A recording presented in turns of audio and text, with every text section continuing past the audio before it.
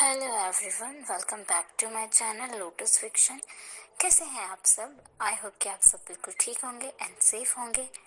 Guys, मेरी आप सभी से एक रिक्वेस्ट है, जिन लोगों ने मेरे चैनल को सब्सक्राइब नहीं किया है, आप में से वो सब्सक्राइब कर लें, और जिन्होंने पहले से ही सब्सक्राइब कर लिया है उन्हें थैंक यू सो मच। और आप लोग प्लीज़ अपने प्यारे प्यारे कमेंट्स करते रहिए ताकि मुझे पता चले कि आपको स्टोरी पसंद आ रही है।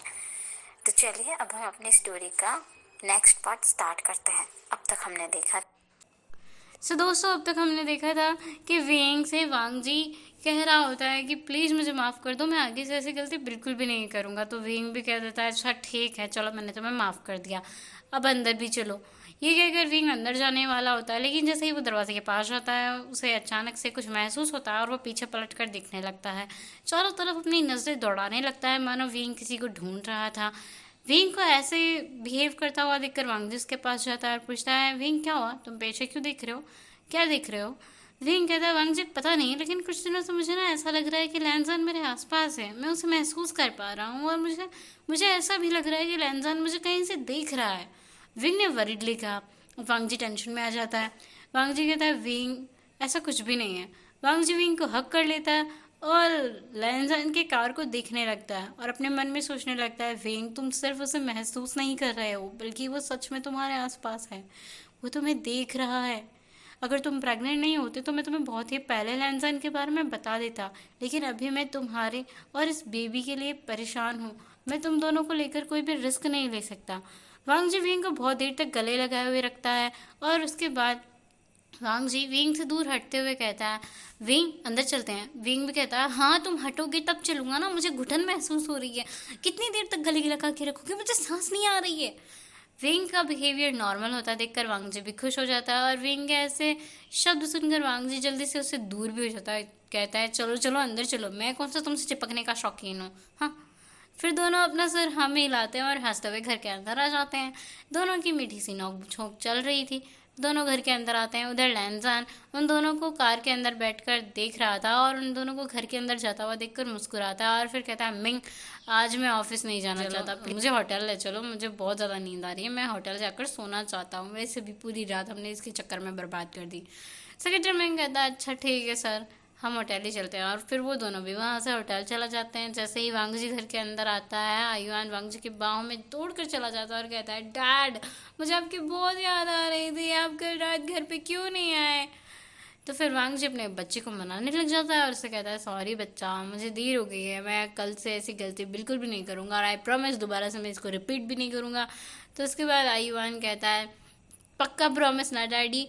तो वांग जी भी कह देता है हाँ बच्चा पक्का प्रॉमिस, पिंकी प्रॉमिस, हाँ पिंकी प्रॉमिस।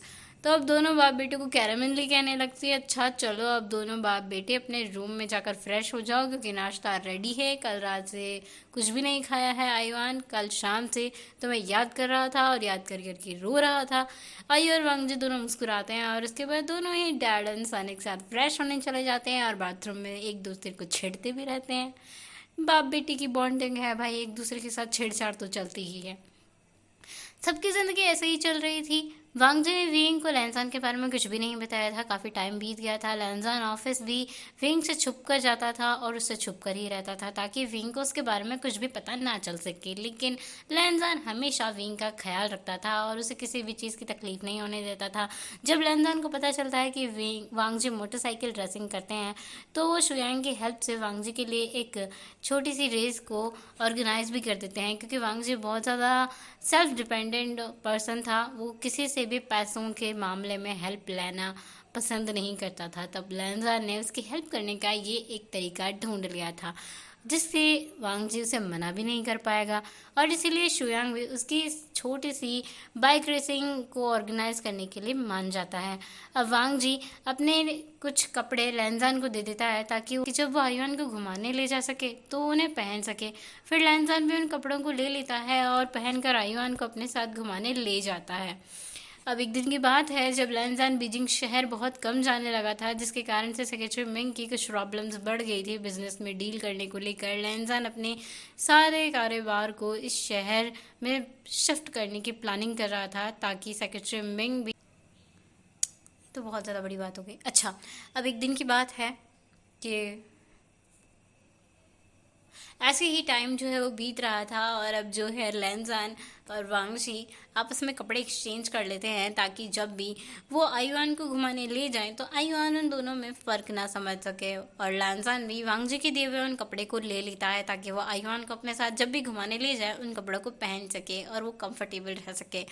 अब लैंजान बीजिंग शहर बहुत कम जाया करता था, जिसकी वजह से सेक्रेटरी मिंग की जो प्रॉब्लम्स थी वो बढ़ गई थी बिजनेस डील्स को लेकर। उसके लिए आना जाना बहुत ज़्यादा प्रॉब्लम क्रिएट कर रहा था और लैंजान भी अपने सारे बिजनेस को बीजिंग से शंघाई में सेटल करने की प्लानिंग कर रहा था। लेकिन अब सेक्रेटरी मिंग उसे ज़बरदस्ती बिजनेस करने के लिए दूसरे शहरों में ले जाया करता था क्योंकि वो अकेले काम करते करते थक चुका था। लैंजान इस शहर को छोड़ने के लिए बिल्कुल तैयार नहीं होता था, लेकिन सेक्रेटरी मिंग की ज़ोर ज़बरदस्ती के आगे उसकी एक भी नहीं चलती थी। विंग की प्रेगनेंसी अब वांगजी के लिए एक प्रॉब्लम बन चुकी थी क्योंकि विंग हर टाइम अब वांगजी के ऊपर गुस्सा करने लगा था। जैसे जैसे उसके प्रेगनेंसी का टाइम बढ़ते जा रहा था, विंग की बुरी आदतें फिर से शुरू हो चुकी थी और अब तो वांगजी को आधी रात में विंग का टॉर्चर भी झेलना पड़ रहा था। लेकिन अब वांगजी भी बहुत चालाक हो चुका था। जब भी विंग वांगजी को आधी रात में उठा दिया करता था, उसे कुछ भी खाने का मन कर रहा होता था तो लैंजान विंग की बात मान जाया करता था, लेकिन बाहर आकर वो लैंजान को मैसेज किया करता था और अपना सारा काम वो लैंजान से करवाया करता था। मतलब जिस आयुआन के डिलीवरी के टाइम वांगजी परेशान हुआ था उसका सारा बदला वो लैंजान से ले रहा था और लैंजान बेचारा सेक्रेटरी मिंग को अपने साथ घसीटने से बाज नहीं आता था। और सारी चीज़ें ढूंढ लेने के बाद वो वांगजी को उसके घर भी देने आया करता था और वांगजी तब तक अपनी नींद पूरी कर चुका होता था और विंग के पास खाना ले जाकर उसे दे दिया करता था। इन सभी की यहाँ पर एक बहुत बड़ी तिकड़ी बन चुकी थी जो इतने छोटे काम को प्रोसेस करने के लिए लैंजान के माइंड में आ चुकी थी। बेचारा वांगजी अपना बदला भी ले लेता था और अपनी वाइफ को खुश भी कर देता था। वांगजी के दोनों हाथों में लड्डू ही लड्डू। जब विंग का 7वां प्रेगनेंसी का मंथ चल रहा था तो लैंजान ने उसका 7th प्रेगनेंसी मंथ चल रहा था तो लैंजान विंग को मदर्स वेकेशंस दे देता है ताकि विंग ऑफिस ना आए और ऐसी कंडीशन में काम ना करे, क्योंकि अब विंग को चलने फिरने में भी काफ़ी दिक्कत होने लगी थी काफ़ी ज़्यादा दिक्कत होने लगी थी। इसीलिए लैंजान उसे मदर्स वेकेशन देने के बारे में एक प्लान बनाता है ताकि विंग और घर पर रेस्ट कर सके। इन कुछ महीनों में लैंजान, वांगजी, सेक्रेटरी मिंग और शुयांग इन चारों के बीच में बहुत ही अच्छी बॉन्डिंग बन गई थी। वो लोग काफ़ी बार एक साथ मिलते जुलते थे, बैठते थे, बातें करते थे, पार्टियां करते थे और कई बार वांगजी अपने घर से लैंजान के लिए खाना बना कर लाता था क्योंकि वांगजी जानता था लैंजान को घर का खाना पसंद है, लेकिन उसके घर का खाना बनाने वाला कोई नहीं है। जैसे जैसे महीने बीत गए थे, प्रेगनेंसी के हार्मोन्स की वजह से विंग अब छोटी छोटी बातों पर बहुत ज़्यादा गुस्सा करने लगा था। अगर वांगजी को छोटी सी भी गलती कर देता तो विंग उसे अजीब व गरीब सजाएं दे देता था, जिसके देखते अब 3 लोग लैंजान, शुयांग और सेक्रेटरी मिंग उसे देखना आया करते थे। बाद में तीनों मिलकर वांगजी का खूब मजाक उड़ाया करते थे और वांगजी बस अपना मुंह बनाता रहता था। विंग के 8 मंथ पूरे हो चुके थे और वो अपने 9th मंथ में एंटर कर चुका था। तभी एक दिन विंग को अपनी एक कलीग का कॉल आता है। ये वही कलीग थी लिली जो विंग के साथ काम करती है। विंग, क्या आप ऑफिस में आकर मेरी थोड़ी सी हेल्प कर सकते हैं? जिस फाइल पर आप काम कर रहे थे उस फाइल की पूरी जिम्मेदारी अब मुझे दे दी गई है और इसमें कुछ चीज़ें हैं जो मुझे समझ में नहीं आ रही है, जिसकी वजह से ये फाइल थोड़ी लेट हो रही है और सेक्रेटरी याओ मिंग बहुत ज़्यादा गुस्सा कर रहे हैं। तो विंग कह देता है, अच्छा ठीक है मैं आ रहा हूँ, लेकिन मैं ज़्यादा देर तक ऑफिस में नहीं रुक सकता हूँ क्योंकि आप तो जानते हैं ना कि अब मुझे 9th मंथ लग गया है, तो इसकी वजह से मुझसे बैठा भी नहीं जा रहा है। कुछ ही देर के बाद विंग ऑफिस जाने के लिए तैयार होता है और कैरामेली उसे रोक देती है और कहती है, विंग तुम्हें ऐसी कंडीशन में ऑफिस नहीं जाना चाहिए, तुम नहीं जाओगे। और तो विंग को अपनी मदर को समझाना पड़ता है कि मदर मुझे सिर्फ आधे घंटे का काम है और मैं आधे घंटे में वापस आ जाऊंगा। विंग अपने मदर को मना लेता है और उसके बाद वो ऑफिस जाता है और लिली को जो सब कुछ समझाना था वो सब कुछ समझाना शुरू कर देता है। जब फाइल पूरी हो जाती है और ऑफिस में सबमिट करने की बात होती है तो लिली कहती है कि मुझे अभी घर जाना है, मेरी मम का फ़ोन आया है, उनकी तबीयत ठीक नहीं है, क्या आप ये एक काम और कर दोगे कि जब आप जा रहे हो तो ये फ़ाइल सेक्रेटरी मिंगियाओ को दे दोगे प्लीज़। विंग जब फाइल लेकर ऑफिस के अंदर गया तो उसने देखा कि लैंजान वहाँ खड़ा है और सेक्रेटरी मिंग भी उसके साथ है। आज उन दोनों ने ना कोई मास्क पहना था, ना ही कोई सन ग्लासेस, ना ही किसी तरीके का उन्होंने अपने फेस को कवर करने के लिए कुछ पहना हुआ था। विंग उन दोनों को एक साथ खड़ा देखकर चौंक जाता है। उन दोनों के फेस पर ना कोई मास्क था ना चश्मा, तो वो समझ गया था कि उसके सामने वाला कोई और नहीं बल्कि लैनजान ही है, क्योंकि विंग सेक्रेटरी को अच्छी तरीके से जानता था और विंग के मुंह से तभी निकल जाता है लैनजान। विंग के वर्ड सुनकर लैनजान सडनली पीछे देखता है और वो हैरान हो जाता है विंग के मुंह से अपना नाम सुनकर। लैनजान हैरान हो जाता है और पीछे पलट कर देखता है विंग। विंग धीरे से लैनजान के पास जाता है और उसे जल्दी से हक कर लेता है और ज़ोर ज़ोर से रोने लगता है और कहता है, तुम जिंदा थे, मैंने सोचा तुम मर गए। तुम्हें इतने दिनों तक मेरे आसपास मैं महसूस कर रहा था, तुम इतने दिनों से मेरे आसपास थे, लेकिन मैंने तुम्हें नहीं पहचाना। विंग को इस तरीके से रोता हुआ देखकर लैनजान अब उसे शांत कराने लगता है और लैनजान को विंग की हेल्थ की चिंता भी हो जाती है, क्योंकि विंग इस वक्त 9th मंथ प्रेग्नेंट था। विंग प्लीज़ रिलैक्स हो जाओ, रोना बंद करो, ये तुम्हारे और तुम्हारे बेबी के लिए बिल्कुल भी ठीक नहीं है। इस वक्त तुम्हें और तुम्हारे बेबी को रोने से नुकसान हो सकता है। इससे पहले कि विंग लैनजान को कुछ कह पाता, वो ज़ोर से चिल्लाने लगता है, क्योंकि उसके स्टमक में उसे दर्द हो रहा था। विंग अपने स्टमक को पकड़ लेता है।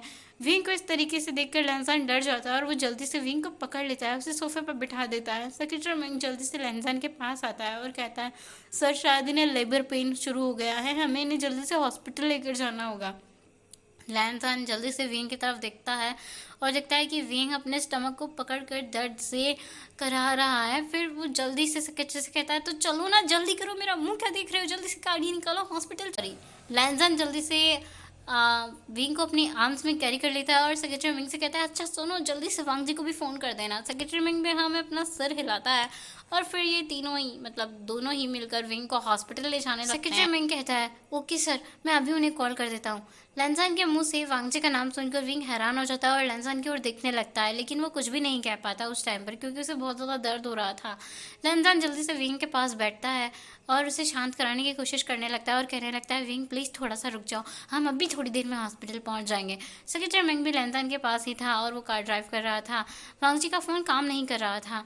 वांग जी आज रेस करने वाला था, इसीलिए शायद वांग जी अपना फ़ोन स्विच ऑफ कर चुका था। तभी सेक्रेटरी विंग लैनजान के पास आता है और बोलता है, सर वांग जी का फ़ोन काम नहीं कर रहा है, शायद वो रेस में शामिल हो चुका है और उसने अपना फ़ोन बंद कर दिया है, आज उसकी रेस भी तो है ना।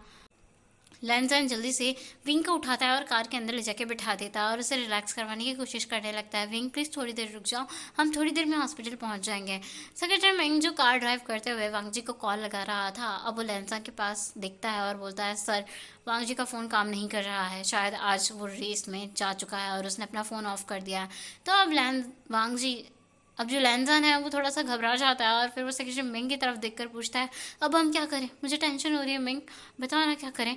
अभी विंग को हमें यहाँ से लेकर जाना होगा, विंग को बहुत ज़्यादा दर्द हो रहा है, मुझे समझ में नहीं आ रहा मैं क्या करूँ। वांग जी भी अपना फ़ोन नहीं उठा रहा है और विंग का पेन बढ़ता जा रहा है। सर आप एक काम कीजिए, विंग सर को अपनी गोद में उठाइए, मैं गाड़ी लेकर आता हूँ और जल्दी से हम कार को स्टार्ट करते हैं और रास्ते में ही मैं उनको दोबारा से फ़ोन करने का ट्राई करूँगा। लैनजान भी अपना सर हाँ में हिला देता है और इसके बाद वो विंग को अपनी गोद में उठा लेता है और विंग को लेकर कार की तरफ जाने लगता है। विंग भी अपने पेन की वजह से चिल्ला रहा था। लैनजान विंग की दर्द भरी आवाज़ें सुनकर बहुत ज़्यादा बेचैन हो रहा था, उसे बहुत ज़्यादा डर भी लग रहा था। लैनजान जल्दी से आता है और विंग को अपने साथ कार में बिठाता है। सेक्रेटरी विंग कार ड्राइव करता है, जिसके बाद विंग दर्द से बस चिल्ला ही रहा होता है और लैनजान उसे देख देख के डर ही रहा होता है। विंग दर्द की वजह से बहुत ज़्यादा पसीने में भीग गया था और लैनजान बार बार उसका पसीना साफ कर रहा था और कह रहा था, विंग प्लीज़ धीरे रखो, हम थोड़ी देर में हॉस्पिटल पहुँच जाएंगे। सेक्रेटरी मिंग भी जल्दी कार ड्राइव करने लगता है और हॉस्पिटल के पास पहुंचकर वो अपनी कार रोक देता है और जल्दी से आके कार का डोर भी ओपन करता है। लैनजान फिर से विंग को अपने आर्म्स में कैरी करता है और उसे जल्दी से हॉस्पिटल के अंदर ले जाने लगता है। सेक्रेटरी मिंग भी जल्दी से हॉस्पिटल के अंदर आता है, डॉक्टर्स और नर्सेस को बुलाता है। नर्स और डॉक्टर जैसे ही विंग को देखते हैं उसे ऑपरेशन थिएटर के अंदर ले जाने लगते हैं और उसके बाद डॉक्टर बाहर आकर पूछता है कि आप कौन है। तभी नर्स बाहर आती है और बताती है कि इनके हस्बैंड है, अंदर जो पेशेंट मौजूद है वो इनके हस्बैंड है, तो आप जल्दी, मरीज़ के हस्बैंड है तो जल्दी से इन पेपर्स पे साइन कर दीजिए, क्योंकि वो एक मेल है और हमें उनका ऑपरेशन करना होगा। लैनजान फिर से इस बात को सुन के घबरा जाता है। जैसी कंडीशन वांग जी की आयुआन के टाइम पर हुई थी, वैसी ही सेम कंडीशन अभी लैनजान की हो गई थी।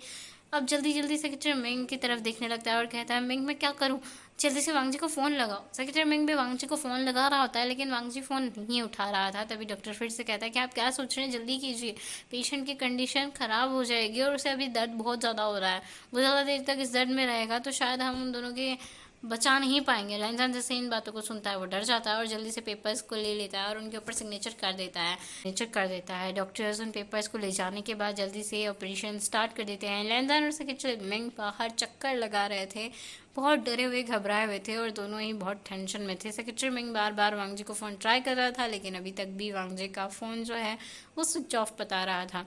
सेक्रेटरी मिंग तब और ज़्यादा परेशान हो जाता है और वो शुयांग को फ़ोन कर देता है। शुयांग फ़ोन उठाता है और फिर जो सेक्रेटरी मिंग है वो उसे सब कुछ बता देता है कि वांग जी को जल्द से जल्द यहाँ लेकर आओ, विंग को उसकी ज़रूरत है। विंग अभी डिलीवरी रूम में है और उसका ऑपरेशन चल रहा है। तभी सेक्रेटरी मिंग की नज़र लैंजान पर पड़ती है और वो देखता है कि लैंजान की आंखों से आंसू बह रहे हैं, वो अपने चेहरे पर हाथ रखकर रो रहा है। तभी सेक्रेटरी मिंग लैंजान के पास चला जाता है और उसके कंधे पर हाथ रखकर कहता है, सर सब कुछ ठीक हो जाएगा, आप टेंशन मत लीजिए, विंग सर आपके बच्चे के साथ सेफली बाहर आएंगे। वांग जी लैंजान रोते हुए कहता है, सब कुछ मेरी वजह से हुआ है मिंग, सब कुछ मेरी वजह से हुआ है, मुझे यहाँ रुकने के लिए बोलना ही नहीं चाहिए था, मुझे इस शहर से तो दूर चले जाना चाहिए था, लेकिन मैं थोड़ा सा सेल्फिश हो गया था। वांग जी की फ्रेंडशिप और अपने बेटे के प्यार की वजह से मैं इस शहर में रुकने को मजबूर हो गया था, मुझे नहीं पता था कि मेरी वजह से विंग ऐसी कंडीशन में पहुँच जाएगा। लैंजान तो बहुत ज़्यादा रो रहा था, बहुत ज़्यादा इमोशनल हो गया था। करीब 1 घंटे बाद डॉक्टर ऑपरेशन थिएटर से बाहर आते हैं और उनके साथ एक नर्स भी बाहर आती है, जिनके हाथ में एक छोटा सा बेबी था जो अभी भी बर्थ ले चुका था। लेकिन जैसे ही लैंजान डॉक्टर को देखता है वो जल्दी से डॉक्टर के पास जाकर पूछता है, विंग कैसा है। फिर डॉक्टर लैंजान को बताते हैं कि विंग अब ठीक हैं, वो बस बेहोश हैं, थोड़ी देर के बाद उन्हें होश आ जाएगा, तब तक आप उनसे नहीं मिल सकते हैं और उसके लिए आपको कॉन्ग्रेचुलेशन, आपको एक बेटा हुआ है। इसी सो गाइस आज के लिए बस इतना ही, हम लोग मिलेंगे नेक्स्ट पार्ट में। तब तक के लिए आप सब अपना ख्याल रखें, ध्यान रखें, सेफ रहें और अपने प्यारे प्यारे कमेंट्स करते रहें।